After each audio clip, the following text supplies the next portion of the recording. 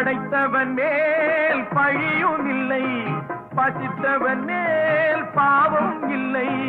கிடைத்தவர்கள் பிரித்து கொண்டார், உழைத்தவர்கள் தெருவில் நின்றார்.